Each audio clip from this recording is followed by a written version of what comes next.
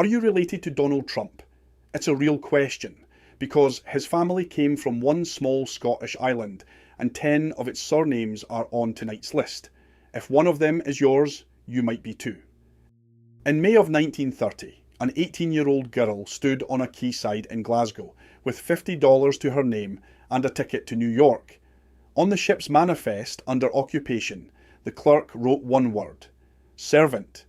Her first language was not English.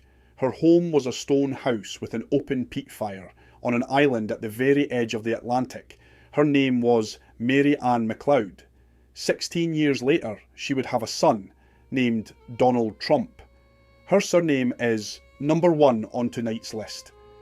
But the other 9 names came from the same scatter of islands, her neighbours, her kin, the families who married into one another for 300 years and left on the same ships.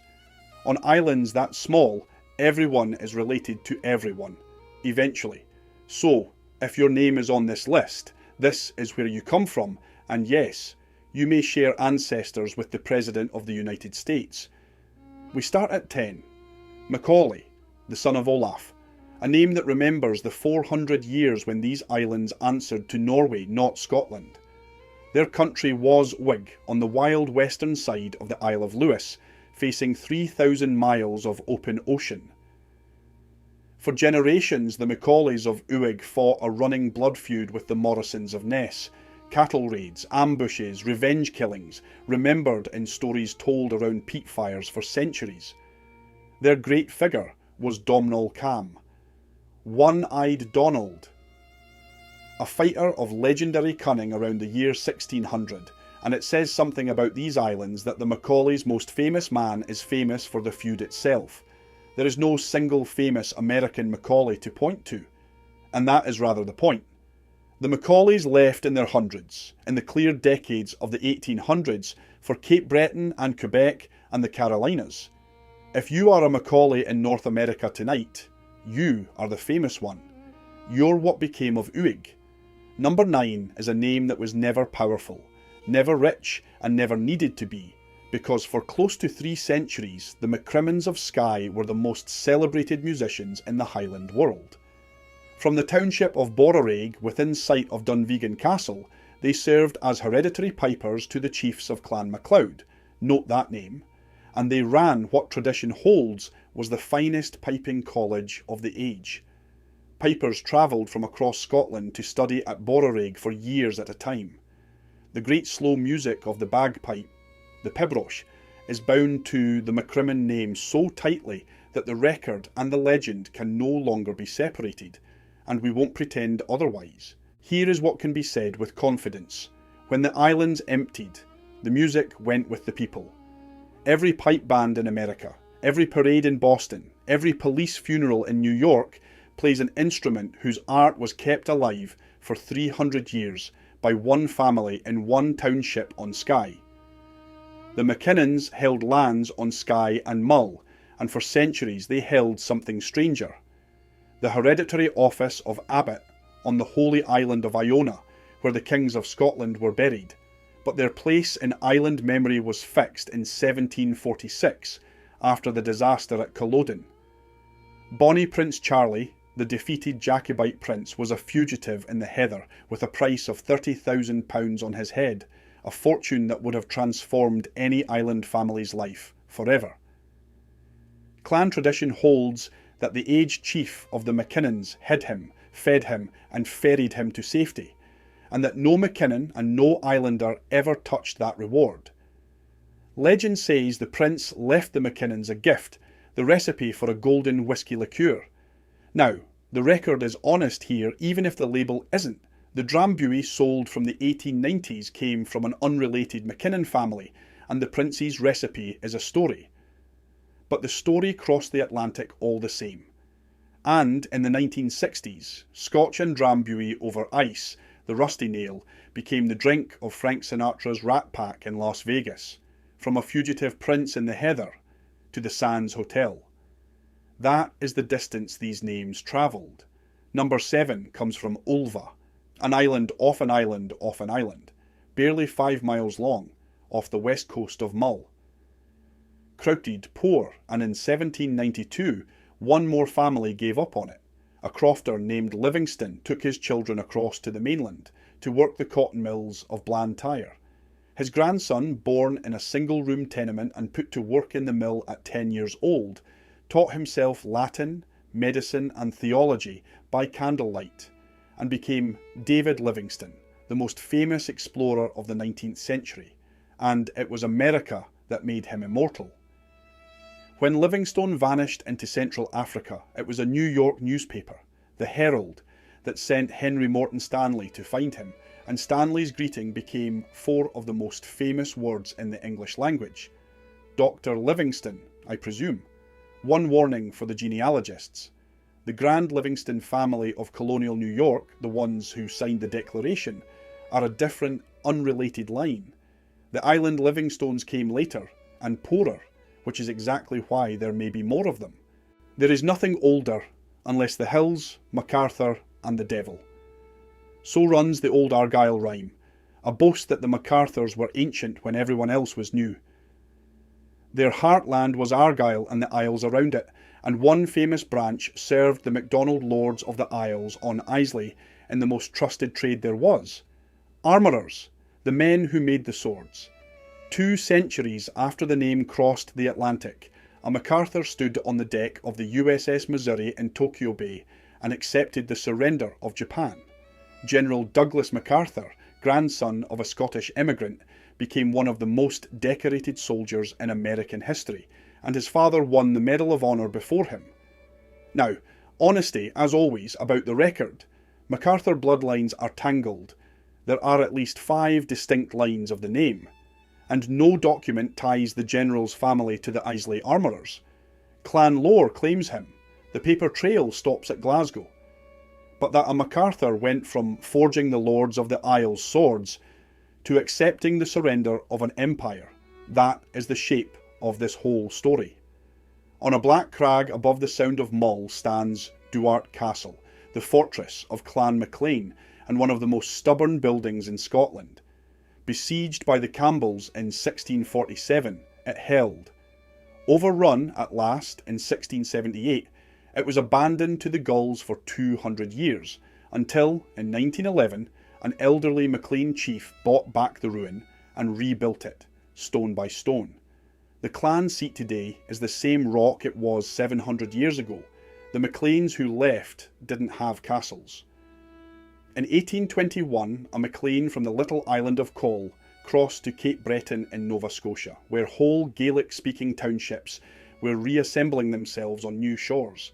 His great-grandson was born in Iowa, raised in Montana, and wrote one of the most loved American books of the 20th century, Norman MacLean. A river runs through it, a book about fathers, rivers and grace, written, its readers often say, like scripture. Perhaps that's what 4 generations from a Hebridean manse sounds like, when it finally reaches Montana.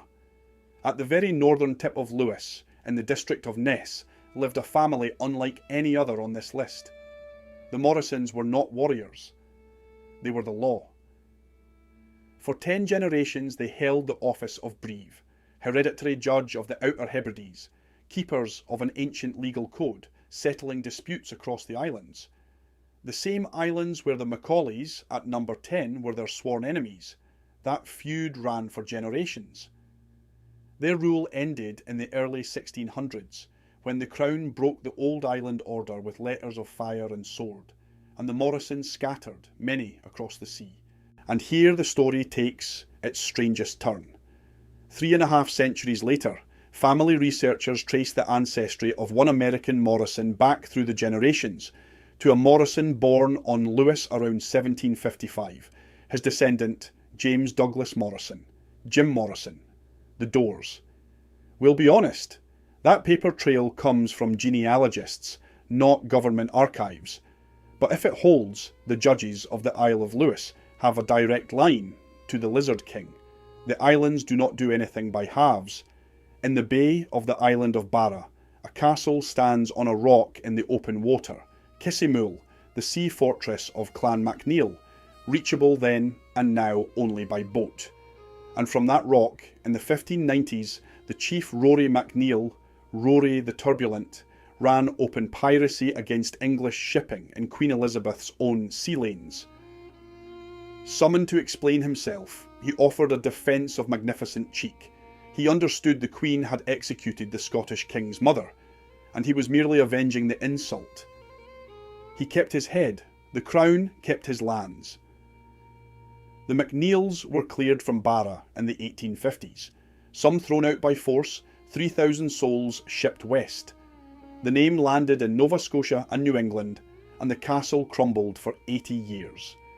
Then, in 1915, the chiefship passed to an American, Robert Lister MacNeil, an architect born and raised in the United States.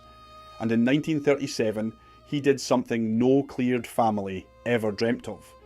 He bought Barra back and spent the rest of his life restoring Kissimul with his own hands and his American wife's fortune. The emigrant's great-grandson came home, and this time he held the deed. Number 2 is the greatest name of the Isles, because for 400 years it was the Isles. From a council island in a loch on Islay, the MacDonald lords of the Isles ruled the entire western seaboard as near kings, until 1493, when the crown they rivalled took it all. And the name carries the island's darkest morning too. Glencoe, 1692, when soldiers who had eaten at MacDonald tables for 12 days rose before dawn and murdered their hosts. Murder under trust, the law called it. Scotland has never forgotten it. But the most American MacDonald of all is a woman.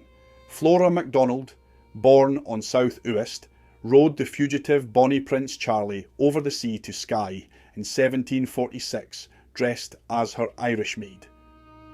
That part you may know from the song. What the song leaves out, in 1774 she emigrated to North Carolina, and when revolution came, Flora and her husband raised a Highland regiment there and marched it, in the old way, to defeat at Moores Creek Bridge. She lived the American story in person, and the thousands of Carolina MacDonalds and the millions of American MacDonalds are the descendants of that same tide, and so, number 1, the name from the top of the show. MacLeod, another Norse name, from Luyotr, and on the Isle of Lewis, in the crofting township of Tong, the name of a crofter and fisherman called Malcolm MacLeod. His youngest daughter, Mary Anne, was born in May of 1912, the 10th child in the house, a stone black house with a thatched roof and an open peat fire, the smoke finding its own way out. Her first language was Gaelic. She learned English at school, second. She was 6 years old on New Year's morning, 1919, when the yacht Iolair, carrying the island's men home from the First World War, struck rocks at the mouth of Stornoway Harbour, within sight of the house lights. 201 men drowned. An island of 4 families in 5 lost someone. And the Lewis that Mary Anne grew up in was an island of women, an island whose young people now looked west. In 1923, the emigrant ship Metagama took 300 of them from Stornoway in a single April sailing. 7 years later, it was her turn, 2nd of May, 1930. She sailed from Glasgow with $50 and landed in New York on the 11th of May, 1 day after her 18th birthday. Occupation, domestic servant. She spent the Depression years as a maid and a nanny in the grand houses of other people, and at a party in Queens she met a young builder, the son of German immigrants, named Fred Trump. They married in January 1936. She became an American citizen in 42, and in 1946 came her 4th child, a boy they named Donald. She lived the rest of the century in the fullest American style. The mansion in Queens, the Rolls Royce with her initials on the plate. But she never stopped coming back. She returned to Lewis throughout her life, sat in the family pew, and spoke Gaelic in the village where she was born, until her death in the year 2000. The Stornoway Gazette carried the notice, as it would for any daughter of Tong. Her son has stood in her croft house exactly once, in 2008. He stayed by every account less than 2 minutes. But the house is still there. The tide still comes in over the saltings at Tong, and in the graveyards of Lewis the stones say MacLeod. beside Morrison and MacAulay and MacDonald, every name on tonight's list lying side by side, the way the living once stood. 10 names, a handful of islands you could walk across in an afternoon, and half a continent that answers to them. If your surname was on this list tonight, drop it in the comments and tell us where your family landed. Carolina, Cape Breton, Queens. We research every name, and the most requested becomes its own full episode. And if you carry one of these names, you now know which pew on which island your people once sat in. The old country. It's closer than you think.